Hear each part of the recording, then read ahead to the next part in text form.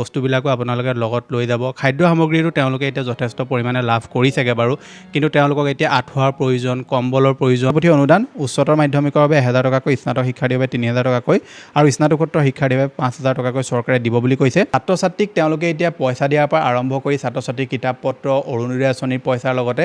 বহুতবিলাক তেওঁলোকে গুৰুত্বপূৰ্ণ সিদ্ধান্ত বা ঘোষণা কৰিছে। চৰকাৰে এতিয়া অৰুণোদয় আঁচনিৰ পইচা 2500 টকাকৈ দিব বুলি কৈছে, যিটো 1 আগষ্টৰ পৰা তেওঁলোকে দিব। কিন্তু এই 2500 টকাটো কোনসকল মহিলাই লাভ কৰিব সেইটো আপোনালোকে জানি লওক। অসম চৰকাৰে বয়োজ্যেষ্ঠ লোকসকলৰ পেঞ্চনৰ কাৰণে এটা গুৰুত্বপূৰ্ণ ঘোষণা কৰিছে।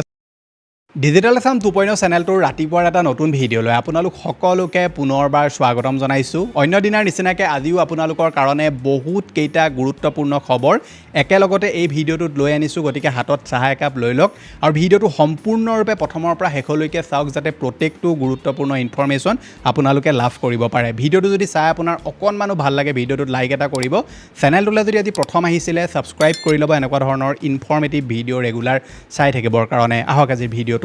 আৰম্ভ কৰোঁ। ভিডিঅ'টো আৰম্ভ কৰাৰ আগতে আপোনালোকক ক'ব বিচাৰিছোঁ যে যোৱা কেইদিনমানৰ আগৰ ভিডিঅ' এটাত মই আপোনালোকৰ তৰফৰ পৰা অলপ সহায় সহযোগিতা বিচাৰিছিলোঁ, কাৰণ আমি আমাৰ তৰফৰ পৰা এটা বান সাহায্য লৈ যাব বিচাৰিছিলোঁ বানাক্ৰান্ত ৰাইজৰ মাজলৈ। গতিকে আপোনালোকৰ তৰফৰ পৰা বহুতে আমাক সহায় সহযোগ কৰিলে, তাৰ কাৰণে বহুত আপোনালোকক ধন্যবাদ। গতিকে আপোনালোকৰ সেই পইচাটো আমি ক'ত কেনেকৈ ইউজ কৰিলোঁ তাৰ ওপৰত এটা সম্পূৰ্ণ প্ৰপাৰ ভিডিঅ' মই আপোনালোকৰ কাৰণে বনাইছোঁ, যিটো আপুনি এই ভিডিঅ'টোৰ শেষত চাবলৈ পাব। আগবাঢ়িছোঁ আজি প্ৰথমটো খবৰলৈ, আৰু প্ৰথমটো খবৰেই আহিছে এটা স্কেমক লৈ। যোৱা কেইদিনমানৰ আগৰ এটা ভিডিঅ'ত মই আপোনালোকক কৈছিলোঁ যে বৰ্তমান আমাৰ অসমত যিটো বানপানী হৈ আছে, এই বানাক্ৰান্ত ৰাইজক সাহায্য দিয়াৰ নামত বহুতে আপোনালোকক স্কেম কৰিব পাৰে। এনেকুৱা বহুতো আমি খবৰ এতিয়া শুনিবলৈও পাইছোঁ। 2-3টা এনেকুৱা নিউজ আমি দেখিবলৈ পাইছোঁ, য'ত কিছুমানে নিজকে ধৰি লওক কোনোবা এটা সংগঠনৰ মানুহ বুলি কৈ মানুহৰ পৰা পইচা কালেক্ট কৰিছে, পিছত গৈ ধৰা পৰিছে। কোনোবাই ধৰি লওক নিজৰ QR-খন দি মেলি পইচা কালেক্ট কৰিবলৈ আৰম্ভ কৰিছে। গতিকে আপোনালোকে যদি ধৰি লওক অচিনাকি ব্যক্তিক আপোনালোকে পইচা দিছে, তেনেকুৱা ক্ষেত্ৰত আপোনালোকে প্ৰথমে কনফাৰ্ম কৰি ল'ব যে তেওঁলোকে সেই পইচাটো ক'ত কেনেকৈ ইউজ কৰিছে, বা তেওঁলোকে একচুৱেলি বান ৰিলিফ বা ফ্লাড ৰিলিফ তেওঁলোকে দিছে নে নাই দিয়া। যিসকল ধৰি লওক চিনাকি চেহেৰা তেওঁলোকৰ কথা মই কোৱা নাই। ধৰি লওক কোনোবাই বোলে আপোনাক অচিনাকি ব্যক্তি এজনে আপোনালৈ ফোন কৰি ক'লে যে আমি এটা ফ্লাড ৰিলিফ কেম্পেইন ষ্টাৰ্ট কৰিছোঁ, তাৰ কাৰণে আপোনাৰ পৰা আমি অলপ সহায় সহযোগিতা বিচাৰিছোঁ। তেনেকুৱা ক্ষেত্ৰত আপুনি ঘপকৈ পইচা দি নিদিব। প্ৰথমে চাব যে সেই ব্যক্তিজন কোন হয়, তেওঁলোকে কেনেকৈ কৰি আছে, আগত কিবা ধৰি লওক ফ্লাড ৰিলিফ তেওঁলোকে দিছে নে নাই দিয়া এইকেইদিনৰ ভিতৰত, এইবিলাক চাই চিতিহে আপুনি পইচা দিব। পৰাপক্ষত তেওঁলোকক আপুনি সামগ্ৰী দিব পাৰে, বা ধৰি লওক যদি আপোনালোকে কেছো দিব বিচাৰিছে, তেনেকুৱা ক্ষেত্ৰত তেওঁৰ লগত আপুনি মুখামুখি হৈ কেছ দিব। ঠিক আছে, এইটো এটা আমি এতিয়া বেলেগ স্কেমৰ কথা পাতিলোঁ। আমাৰ অসমত কিছুমান মানুহে যিটো স্কেম কৰি আছে সেইটোৰ বিষয়ে আমি এতিয়া আলোচনা কৰিলোঁ। কিন্তু এটা নতুন স্কেম বৰ্তমান পোহৰলৈ আহিছে, যিটো বৰ্তমান আপোনাৰ লগতো হ'ব পাৰে। আৰু এই স্কেমটো কোনো নতুন স্কেম নহয়, একচুৱেলি আগৰ পৰাই চলি আছে, কিন্তু এইটো আকৌ এতিয়া এক্টিভ হৈছে। আপোনালৈ কোনোবা ব্যক্তিয়ে এতিয়া ফোন কৰি হঠাৎ আপোনাক কৈ দিব পাৰে যে দাদা আপোনাৰ একাউণ্টত টকা 1 লাখ গুচি গ'ল, বা টকা 50,000 গুচি গ'ল, বা টকা 10,000 গুচি গ'ল। সেই পইচাটো একচুৱেলি মই হস্পিটেলত দিব লাগিছিলে বা ফাৰ্মাচী এখনত দিব লাগিছিলে, কিন্তু পইচাটো আপোনাৰ একাউণ্টত গুচি গ'ল, নম্বৰটো অকণমান খেলি মেলি হৈ গ'ল। গতিকে বেয়া নাপায় যদি আপুনি পইচাটো মাৰি দিব নি। এতিয়া চাওক, এই ধৰণৰ মানুহবিলাকে একচুৱেলি কিছুমান মানুহক টাৰ্গেট কৰি লয় যে ব্যক্তিজনৰ পইচা পাতি আছে নে নাই। তেনেকুৱা ক্ষেত্ৰত কি হয়, আপোনাৰ একাউণ্টত বোলে ধৰি লওক 50-60 হাজাৰ পৰি আছে, আৰু সেই ব্যক্তিজনে যদি 10,000 টকা এটা আপোনাক কয় যে আপোনাৰ একাউণ্টত গুচি গ'ল, আৰু সিহঁতি আপোনাৰ ফোন নাম্বাৰটোলৈ এটা ফেক মেছেজো পঠিয়াব পাৰে। এনেকুৱা নহয় যে ডাইৰেক্ট ফোন কৰি আপোনাক ক'ব যে 50,000 টকা এটা গুচি গৈছে, তেনেকুৱা নহয়। এটা ক্ৰেডিট মেছেজ আপোনালৈ পঠিয়াই দিব, যিটো ভাবিব যে এইটোতো মোৰ একাউণ্টলৈ পইচা আহিছে। গতিকে আপুনি লগালগ সিহঁতি দিয়া QR-টোত পইচা মাৰি দিব, আৰু পিছত যেতিয়া আপুনি চেক কৰিব গম পাব যে একচুৱেলি সিহঁতি পইচা আপোনাৰ একাউণ্টলৈ পঠিওৱাই নাছিলে। গতিকে তেনেকুৱা ক্ষেত্ৰত যদি আপোনালৈ কোনোবা ব্যক্তিয়ে যদি ধৰি লওক পইচা পঠিয়াইছোঁ বুলি কয়, তেনেকুৱা ক্ষেত্ৰত প্ৰথমেতো আপুনি বেংক একাউণ্টটো চেক কৰিব যে ৰিচেণ্ট আপোনাৰ পইচা কিবা এড হৈছে নেকি। যদি নাই হোৱা, তেনেকুৱা ক্ষেত্ৰত তেওঁলোকক কোনো পইচা পে' নকৰিব। যদি তেওঁলোকে বাৰে বাৰে আপোনাক কয়, তেনেহ'লে আপুনি এবাৰ বেংকত গৈও চেক কৰিব লাগিলে। কিন্তু এই ধৰণৰ মানুহবিলাকে একদম কন্দা কটা কৰি মেলি আপোনাক স্কেম কৰিব পাৰে। সেইকাৰণে সাৱধানে থাকিব, আৰু এই ইনফৰমেশ্যনটো আপুনি সকলোৰে লগত শ্বেয়াৰ কৰি দিব, যাতে এই ধৰণৰ স্কেমাৰ পাল্লাত মানুহবিলাক নপৰে। আগবাঢ়িছে পিছৰটো খবৰলৈ। উত্তৰাখণ্ডত মুকলিৰ 17 দিনৰ পিছতে ভাগিল 16 কোটি টকাৰে নিৰ্মাণ কৰা এখন দলং। মঙলবাৰে ধাৰাসাৰ বৰষুণৰ ফলত দেহৰাদুন পাউণ্টা চাহিব ঘাইপথৰ নন্দকী চৌকীৰ দলংখনৰ এটা অংশ ভাগি পৰে। যোৱা বছৰ ধাৰাসাৰ বৰষুণৰ ফলত এখন দলং ভাঙি পৰাৰ বাবে নিৰ্মাণ কৰা হৈছিল এই দলংখন, আৰু 14জন লোক নিহত হৈছিল সেই সময়ত। আৰু এতিয়া 17 দিনৰ ভিতৰত 16 কোটি টকাৰে নিৰ্মাণ কৰা এই দলংখন খহি পৰে। গতিকে এই ধৰণৰ যিবিলাক ঘটনা বৰ্তমান আমি দেখিবলৈ পাই আছোঁ, দেশত হওক ৰাজ্যত হওক, বিশেষকৈ আমাৰ প্ৰায়বিলাক এনেকুৱা ৰাজ্য আছে যিবিলাকত এনেকুৱা ধৰণৰ ঘটনাবিলাক সঘনাই হয় আৰু এখন দলং যেতিয়া 14 কোটি 15 কোটি টকা দি যেতিয়া ৰাইজৰ পইচা হয় সেয়া ৰাইজৰ পইচা যেতিয়া নিৰ্মাণ কৰে আৰু 17 দিনৰ ভিতৰত যদি দলংখন বৰষুণ দিলে বুলিয়ে ভাগি পৰিলে তেনে ক্ষেত্ৰত ইয়াৰ কাৰণে দায়ী কোন আপোনালোকে নিজেই কমেণ্ট বক্সত কমেণ্ট কৰি জনাওক আৰু মই ভাবোঁ যে মানুহে এই ধৰণৰ কাণ্ড কাৰখানাবিলাকত অকণমান ধৰি লওক এতিয়া চকু দিয়াটো প্ৰয়োজন হৈ পৰিছে কাৰণ এখন 17 কোটি টকীয়া দলং যেতিয়া 17 দিনত বৰষুণৰ ফলত ভাগি পৰিছে নিশ্চয় তাৰ আঁৰত বহুত ডাঙৰ ৰহস্য আছে তাৰ আঁৰত বহুত গাফিলতি আছে যাৰ কাৰণে এনেকুৱা ধৰণৰ সমস্যাবিলাক বৰ্তমান আমি দেখিবলৈ পাইছোঁ গতিকে ৰাইজ সজাগ হোৱা সময় হৈ গ'ল যদি এনেকুৱা ধৰণৰ ঘটনাবিলাক সদায় হৈ থাকে এই দেশখনৰ যে কেতিয়াবা কোনোবা দিনা উন্নতি হ'বগৈ সেয়া আশা একদম কমি আহিছে আপোনালোকৰ ইয়াৰ ওপৰত মতামত কি তলত কমেণ্ট এটা কৰি জনাবলৈ নাপাহৰিব আগবাঢ়িছে পিছৰটো খবৰলৈ আৰু খবৰটো আহিছে আমাৰ অসম চৰকাৰৰ তৰফৰ পৰা বানাক্ৰান্ত ৰাইজৰ কাৰণে চৰকাৰে কৈছে যে চৰাইদেউ শিৱসাগৰ যোৰহাট আৰু গোলাঘাটৰ বানপীড়িত ছাত্ৰ ছাত্ৰীসকলে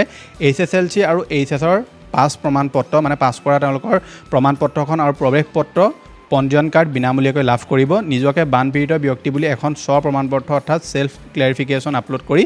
অনলাইন যোগে কৰিব পাৰিব আবেদন গতিকে তেওঁলোকে এটা নতুন প্ৰক্ৰিয়া গতিকে চৰকাৰে কৈছে যে চৰাইদেউ শিৱসাগৰ গোলাঘাট আৰু যোৰহাটৰ বানাক্ৰান্তৰ ৰাইজে যদি তেওঁলোকৰ HSLC বা HSৰ মাৰ্কশ্বিট চাৰ্টিফিকেট এডমিট কাৰ্ড এইবোৰ হেৰুৱাই দিলে তেনেকুৱা ক্ষেত্ৰত তেওঁলোকে এতিয়া অনলাইন আবেদন কৰিব পাৰিব আৰু তাৰ কাৰণে কেৱল তেওঁলোকে এখন সেল্ফ ডিক্লেৰেশ্যন ফৰ্ম তেওঁলোকে ফিল কৰি তাত আপলোড কৰিব লাগিব আৰু তাৰ পাছতে তেওঁলোকে এই যিমানবিলাক ধৰি লওক তেওঁলোকে ডকুমেণ্টছ হেৰুৱাইছে সেই আটাইসমূহ ডকুমেণ্টছ তেওঁলোকে এতিয়া লাভ কৰিব বুলি কৈছে আগবাঢ়িছে পিছৰটো খবৰলৈ বৰ্তমান আমাৰ অসমৰ প্ৰায়কেইখন জিলাত বানে যি ভয়ংকৰ ৰূপ লৈছিলে সেই ভয়ংকৰ ৰূপ এতিয়া লাহে লাহে কমিছে কিছুমান জেগাত এতিয়াও বানপানী আছে কিন্তু বানপানী শেষ হোৱাৰ পাছৰ যিটো ৰূপ সেইটো বানপানী হৈ থকা অৱস্থাৰ ৰূপতকৈ ভয়ংকৰ গতিকে সেই সময়তে অসম ছাত্ৰ সন্থাই অসম চৰকাৰলৈ মুখ্যমন্ত্ৰীলৈ এখন গুৰুত্বপূৰ্ণ তেওঁলোকে চিঠি লিখিছে য'ত কেতবোৰ তেওঁলোকে গুৰুত্বপূৰ্ণ কথা উল্লেখ কৰিছে প্ৰথমটো হৈছে যে বানত নথি পত্ৰ নষ্ট হোৱা সকলো ছাত্ৰ ছাত্ৰীৰ বাবে জন্ম প্ৰমাণপত্ৰ বাসিন্দা প্ৰমাণপত্ৰ জাতিগত প্ৰমাণপত্ৰ আয়ৰ প্ৰমাণপত্ৰ আদি সকলো চৰকাৰী প্ৰমাণপত্ৰ বিনামূলীয়াকৈ পুনৰ প্ৰদান কৰক তাৰ বাবে এটি অনলাইন পৰ্টেল মুকলি কৰক যিটোৰ ওপৰত চৰকাৰে বৰ্তমান একচুৱেলি কাম কৰিবলৈ আৰম্ভ কৰিছে যিসকল লোকৰ মাৰ্কশ্বিট এডমিট কাৰ্ড উত্তীৰ্ণ প্ৰমাণপত্ৰকে ধৰি শৈক্ষিক নথি পত্ৰ নষ্ট হৈছে তেওঁলোকৰ বাবে অসম ৰাজ্যিক বিদ্যালয় শিক্ষা পৰিষদ অৰ্থাৎ ASSEB ডিব্ৰুগড় বিশ্ববিদ্যালয় গুৱাহাটী বিশ্ববিদ্যালয় অন্যান্য শিক্ষা প্ৰতিষ্ঠানৰ সৈতে সমন্বয় ৰাখি এটা বিশেষ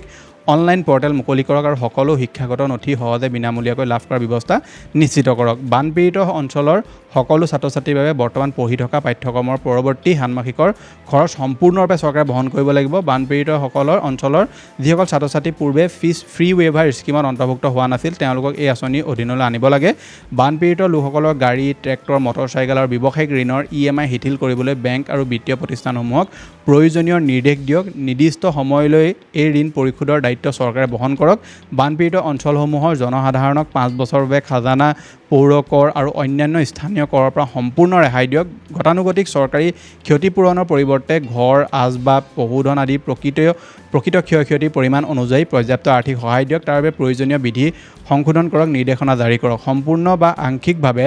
ক্ষতিগ্ৰস্ত বাসগৃহসমূহৰ পুনৰ নিৰ্মাণ আৰু মেৰামতিৰ বাবে বিশেষ আৰ্থিক অনুদান আগবঢ়াওক বানপীড়িত পৰিয়ালসমূহৰ আৰ্থিক পুনৰ সংস্থাপনৰ বাবে বিশেষ জীৱিকা আৰু নিয়োগ আঁচনি ৰূপায়ণ কৰক বিশেষকৈ পশুপালন আঁচনি কৃষি আৰু উদ্যোগ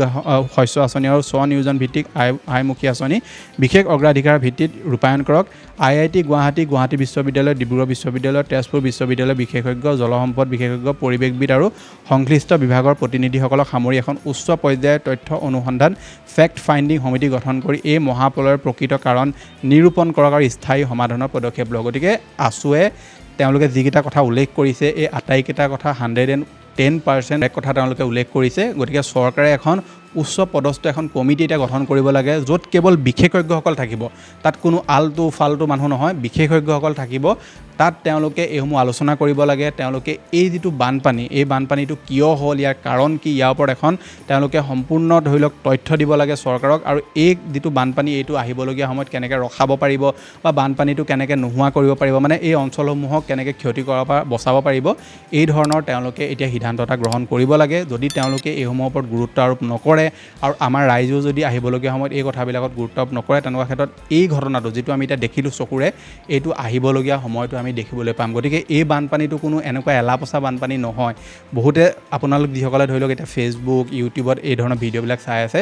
আপোনালোকে ধৰিব পাৰিছে যে বানপানী হৈছে তাত মানুহ ক্ষতিগ্ৰস্ত হৈছে কিন্তু আপুনি যেতিয়া নিজৰ চকুৰে আটাইসমূহ পৰিৱেশ যেতিয়া একেলগত দেখি যাব তেতিয়া আপুনি গম পাব যে এই বানপানীটো এলাপচা বানপানী নাছিলে এইটো ভয়ংকৰ আছিলে মানে এইটো ভাবিব নোৱাৰা এটা বানপানী আছিলে এনেকুৱা নহয় যে সোমালে ওলালে নহয় এই বানপানীটোৱে মানুহক মানসিকভাৱে শাৰীৰিকভাৱে একদম শেষ কৰি পেলালে কাৰোবাৰ পৰিয়ালত একোৱেই নাই সা সম্পত্তিটো বাদেই দিয়ক আপোনালোকে ঘৰৰ মানুহৰ 5টাৰ ভিতৰত 4টাই নাইকিয়া হৈ গ'ল কাৰোবাৰটো এতিয়াও সন্ধানেই পোৱা নাই গতিকে এই বানপানীটো যদি কেনেবাকৈ আকৌ আহিবলৈ পায় সেই অঞ্চলসমূহত তেনেহ'লে আপোনালোকে ভাবি চাওক যে কি অৱস্থা হ'ব গতিকে চৰকাৰে ইয়াৰ ওপৰত এতিয়া গুৰুত্ব কৰিব লাগিব আমাৰ দল সংগঠনসমূহে চৰকাৰক এতিয়া প্ৰেছাৰ দিব লাগিব যাতে এই ধৰণৰ ঘটনা আকৌ সংঘটিত নহ'বৰ কাৰণে তেওঁলোকে উচ্চপদস্থ কমিটি গঠন কৰি ইয়াৰ ওপৰত তদন্ত বহুৱাব লাগে কিয় হৈছে কেলে হৈছে কাৰণ কি এইটো কেনেকৈ আমি আৰু ৰখাব পাৰিম এইটোৰ ওপৰত গুৰুত্ব নিদিলে কিন্তু পৰিস্থিতি আহিবলগীয়া সময়ত ভয়াৱহ হোৱাৰ সম্ভাৱনা আছে আপোনালোকৰ মতামত কি তলত কমেণ্ট এটা কৰি জনাবলৈ নাপাহৰিব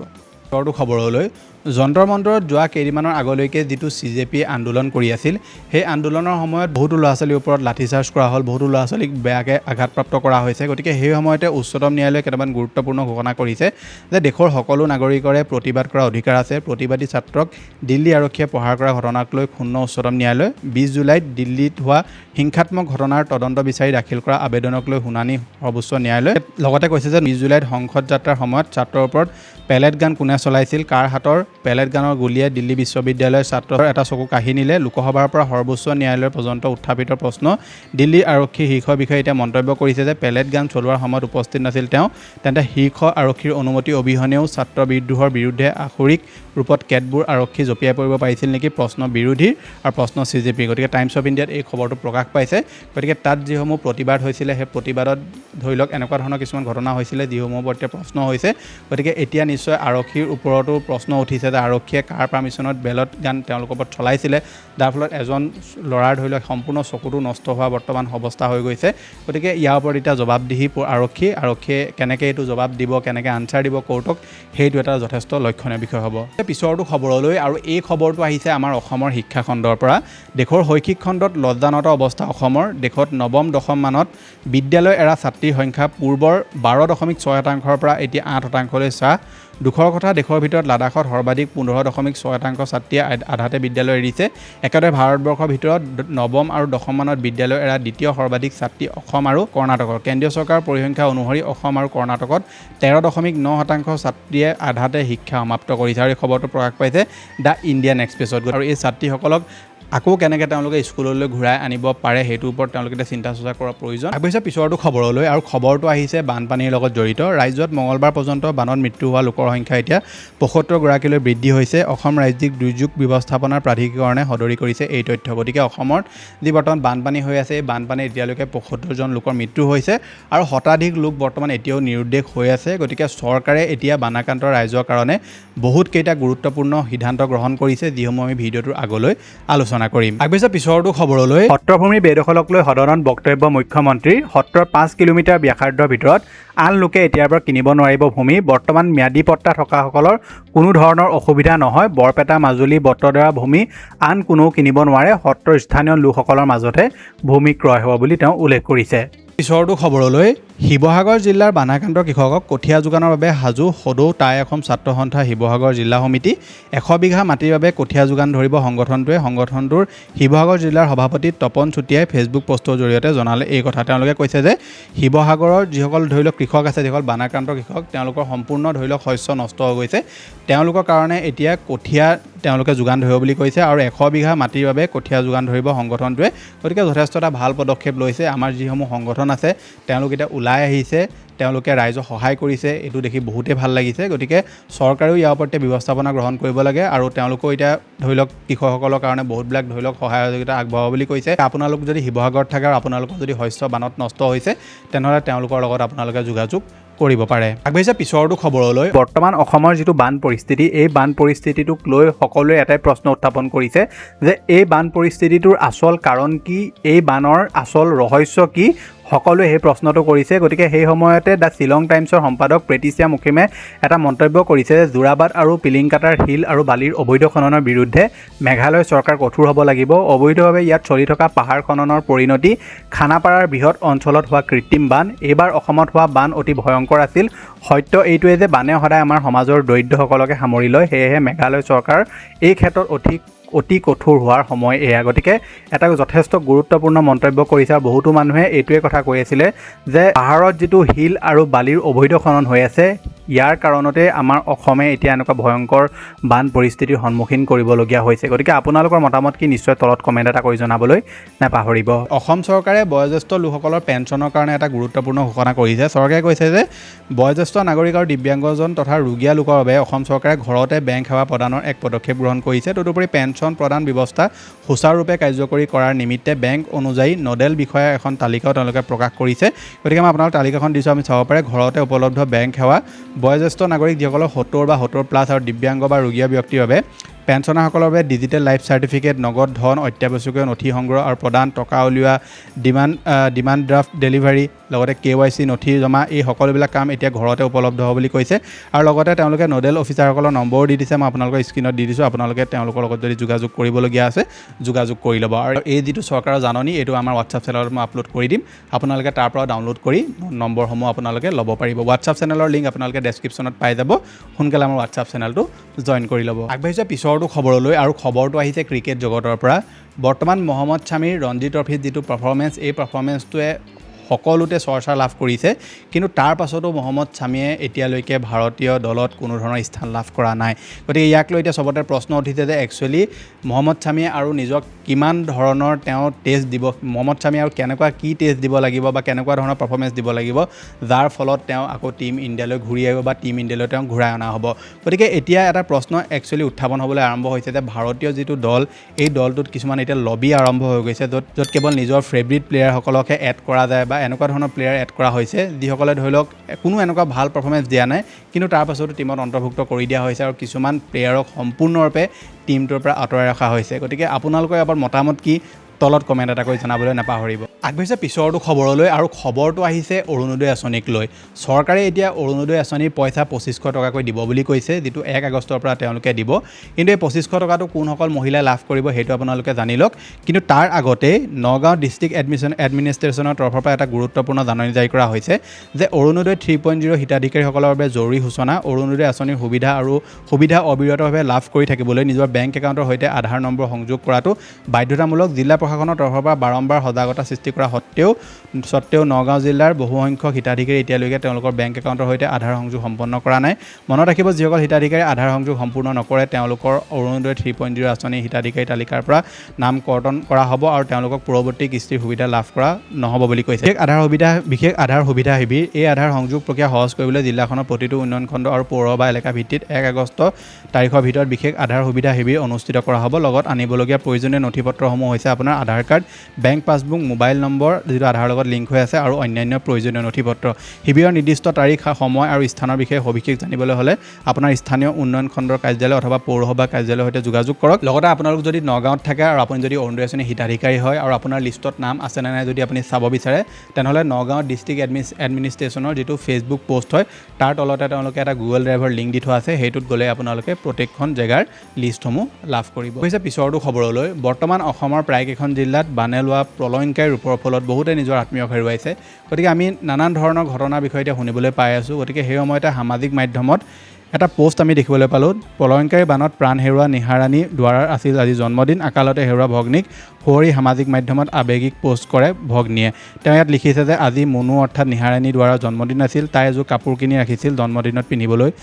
জন্মদিনৰ দিনা পায়স বনাই ওচৰ চুবুৰীয়াক খুৱাম বুলি কৈও আছিল, কিন্তু নিয়তি নিষ্ঠুৰ, অহা জন্মত দীঘলীয়া আয়ুস লৈ আহিবি,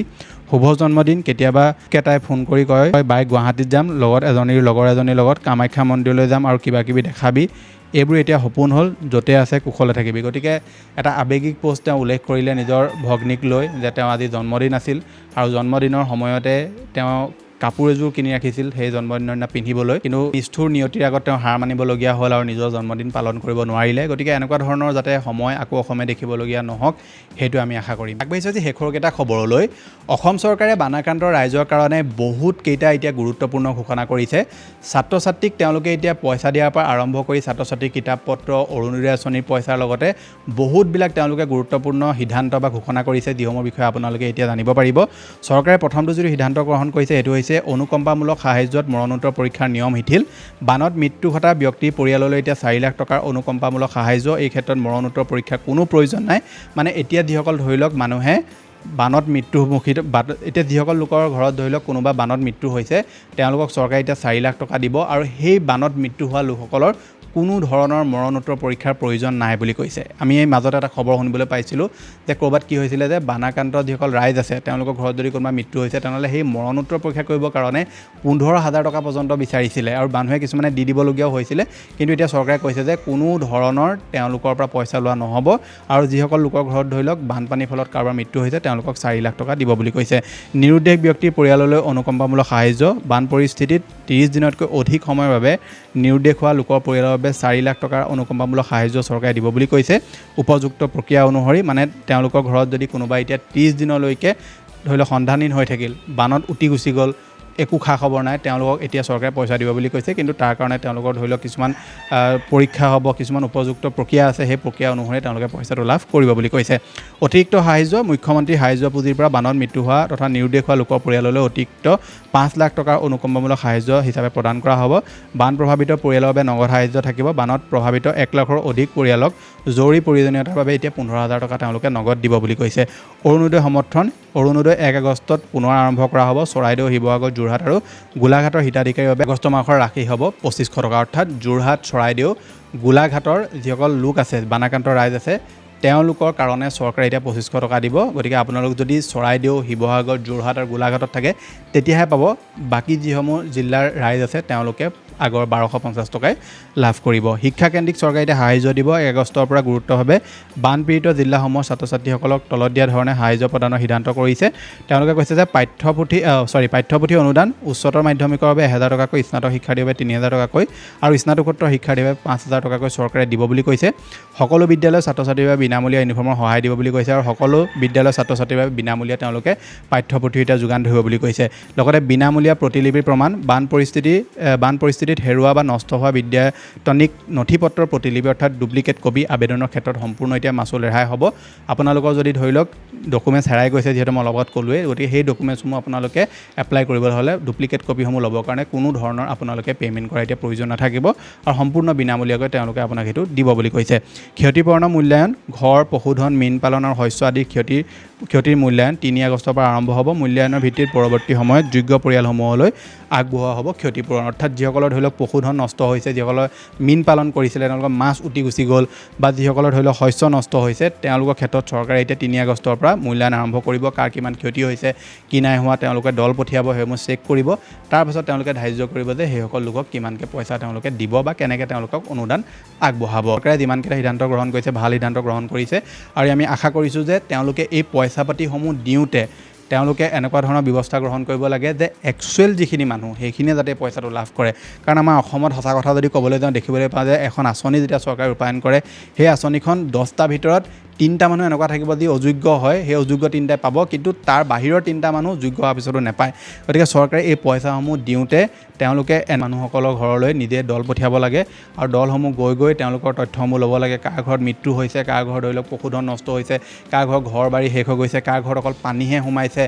এইসমূহ তথ্য লৈ তেওঁলোকৰ বেংক একাউণ্ট সম্পূৰ্ণ লৈ মেলি তেওঁলোকক ডাইৰেক্টলি পইচা ট্ৰান্সফাৰ কৰাৰ সুবিধা কৰিব লাগে এনেকুৱা নহয় যে আপোনালোক বোলে পঞ্চায়তত যাব বা আপোনালোক আমুকত যাব গৈ মেলি আপোনালোকে এপ্লাই কৰিব তাৰ পৰা ধন আহিব এই ধৰণৰ কামসমূহ কৰিলে কি হ'ব জানেনে যে কোনোবা ধৰি লওক মানুহ এনেকুৱা থাকিব যাৰ ঘৰত কেৱল পানীহে সোমাইছে তেওঁলোকে আকৌ কৈ দিব যে আমাৰ 4জনৰ মৃত্যু হৈ গৈছে আমাৰ পশুধন নষ্ট হৈছে তেনেকুৱা ফলত যিসকল যোগ্য মানুহ হয় তেওঁলোক বাদ পৰি যাব গতিকে চৰকাৰে এই ধৰণৰ কামসমূহ কৰোঁতে একদম যিসকল ধৰি লওক যোগ্য হয় এই পইচাটোৰ কাৰণে কেটেগৰী ৱাইজত তেওঁলোকক এই পইচা দিয়াটো প্ৰয়োজন আৰু পৰাপক্ষতো আৰু অলপ তেওঁলোকক পইচা দিয়াটোহে মই ভাবোঁ বেছি ভাল হ'ব 5 লাখ টকাতকৈ 10 লাখ টকা যদি দিয়ে তেতিয়া আৰু বেছি ভাল হ'ব বুলি ভাবোঁ আপোনালোকে এবাৰ মতামত কি নিশ্চয় তলত কমেণ্ট এটা কৰি জনাবলৈ নাপাহৰিব এতিয়া আমি আপোনালোকৰ পৰা যিসমূহ সাহায্য লৈছিলোঁ আপোনালোকৰ পৰা যিসমূহ আমি ডনেশ্যন কালেক্ট কৰিছিলোঁ আমি নিজৰ ফালৰ পৰাও যথেষ্টখিনি তেওঁলোকক সহায় কৰিছিলোঁ লগতে আমি ওচৰ পাজৰৰ মানুহৰ পৰা বহুতখিনি কালেকশ্যন কৰিছিলোঁ গতিকে এইসমূহ পইচা লৈ আমি কেনেকৈ বানপীড়িত ৰাইজক সহায় কৰিলোঁ সেইসমূহ আপোনালোকে এতিয়া এই অকণমানি ভিডিঅ' ক্লিপটোত চাব পাৰিব বেছি ভিডিঅ' কৰিবলৈ সময় নাই পোৱা কাৰণ তাত গৈ ভিডিঅ' বনাবলৈ একচুৱেলি সময় নাই তাৰ কাৰণে এক্সট্ৰাকৈ আমি কেমেৰামেন লৈ যাব লাগিব, যিটো আমি এফৰ্ট নকৰোঁ বা আমি সেইবোৰ কৰিব বিচৰা নাই। কেৱল ৰাইজে যে পইচাটো দিছে সেইটো যে ক'ত ব্যৱহাৰ হৈছে সেইটো দেখুৱাবৰ কাৰণে আমি সৰু কিছুমান ক্লিপ ল'লোঁ আৰু সেই ক্লিপসমূহ আপোনালোকে এতিয়া চাব পাৰে। মই লগ পাম এটা অন্য ভিডিঅ'ত আজিলৈ ধন্যবাদ। আপোনালোক সকলোৱে অৱগত যে বৰ্তমান অসমত সৃষ্টি হোৱা ভয়ংকৰ বানপানীয়ে বহু পৰিয়ালৰ জীৱন গভীৰভাৱে প্ৰভাৱিত কৰিছে। এই কঠিন সময়ত আমি এটা সৰু বান সাহায্য অভিযান আৰম্ভ কৰিছিলোঁ। আপোনালোক সকলোৱে আন্তৰিকভাৱে আমাৰ এই উদ্যোগত সহায় আগবঢ়াইছে। কোনোবাই কাপোৰ দান কৰিছিলে, কোনোবাই আৰ্থিক সহায় আগবঢ়াইছিলে আৰু আমিও আমাৰ ফালৰ পৰা অৱদান যোগ কৰি সাহায্য সামগ্ৰী প্ৰস্তুত কৰিছিলোঁ। এই সকলো সহায়ৰ জৰিয়তে আমি খাদ্য সামগ্ৰী, অত্যাৱশ্যকীয় সামগ্ৰী আৰু কাপোৰ লৈ চন্তক আৰু বিহুবোৰৰ বানপীড়িত লোকসকলৰ ওচৰলৈ সাহায্য লৈ যাবলৈ সক্ষম হৈছিলোঁ। তাত উপস্থিত হৈ আমি আমাৰ সধ্যানুসাৰে তেওঁলোকক সহায়ৰ চেষ্টা কৰিছিলোঁ। তাৰ পাছতো আমি এনেকুৱা এটা অনুভৱ কৰিলোঁ যে তেওঁলোকক আৰু এতিয়া সহায়ৰ প্ৰয়োজন। আপোনালোক যদি বানাক্ৰান্ত ৰাইজৰ ওচৰলৈ যাম বুলি ভাবি আছে, তেনেহ'লে আপোনালোকক মই কেইটামান কথা ক'ব বিচাৰিছোঁ যে আপোনালোকে যিমান পাৰে ভিতৰুৱা অঞ্চললৈ যাবলৈ চেষ্টা কৰিব। লগতে আপোনালোকে পৰাপক্ষত আঁঠুৱা, ফেনাইল এনেকুৱা ধৰণৰ বস্তুবিলাকো আপোনালোকে লগত লৈ যাব। খাদ্য সামগ্ৰীটো তেওঁলোকে এতিয়া যথেষ্ট পৰিমাণে লাভ কৰিছেগৈ বাৰু, কিন্তু তেওঁলোকক এতিয়া আঁঠুৱাৰ প্ৰয়োজন, কম্বলৰ প্ৰয়োজন, লগতে তেওঁলোকক কিছুমান সৰু সৰু ল'ৰা ছোৱালীৰ কাৰণে কাপোৰ, মাইকী মানুহৰ কাৰণে কিছুমান কাপোৰৰ এতিয়া প্ৰয়োজন হৈছে, আঁঠুৱাৰ প্ৰয়োজন হৈছে, ফেনাইলৰ তেওঁলোকৰ প্ৰয়োজন হৈছে। গতিকে এই অভিযানটো কেৱল আমাৰ অভিযান নহয়, আপোনালোক সকলোৱে আগবাঢ়ি আহক। যিমানটো পৰিমাণে পাৰে আপোনালোকে তেওঁলোকক সহায় কৰক আৰু আপোনালোকৰ বিশ্বাস, সহযোগিতা আৰু মানৱীয় মনোভাৱৰ বাবে আমি এই সাহায্য প্ৰয়োজনীয় লোকসকলৰ ওচৰলৈ লৈ যাব পাৰিলোঁ। ইয়াৰ বাবে আমি আপোনালোক সকলোকে আন্তৰিকভাৱে ধন্যবাদ জনাইছোঁ। আশা কৰোঁ আগলৈও আপোনালোকে এনেদৰে মানৱীয় কাৰ্যসূচীত আমাৰ লগত জড়িত থাকিব। আহক আমি সকলোৱে মিলি প্ৰয়োজনীয় লোকসকলৰ কাষত থিয় দিওঁ আৰু সহায়ৰ এই ধাৰাবাহিকতা অব্যাহত ৰাখোঁ। গতিকে এই ফাণ্ড ৰিলিফ কেম্পেইনটো আকৌ আমি ষ্টাৰ্ট কৰিম বুলি ভাবিছোঁ, কিন্তু এইবাৰ আমি ভাবিছোঁ তেওঁলোকৰ ওচৰলৈ আমি খাদ্য সামগ্ৰী নিনি আমি অন্য ধৰণৰ কিছুমান বস্তু লৈ যাম ভাবিছোঁ, যেনে মেডিচিন হওক, আঁঠুৱা হওক বা কিছুমান এনেকুৱা ধৰণৰ বস্তু যিবিলাকৰ তেওঁলোকৰ এতিয়া বহুত বেছি প্ৰয়োজন। গতিকে এই ফাণ্ড ৰিলিফ কেম্পেইনটো ষ্টাৰ্ট কৰিম আমি আকৌ। আপোনালোকৰ সহায় সহযোগিতা নিশ্চয় আমি বিচাৰিম। আশা কৰিছোঁ আপোনালোক সকলোৱে আমাক সহায় কৰিব। ধন্যবাদ।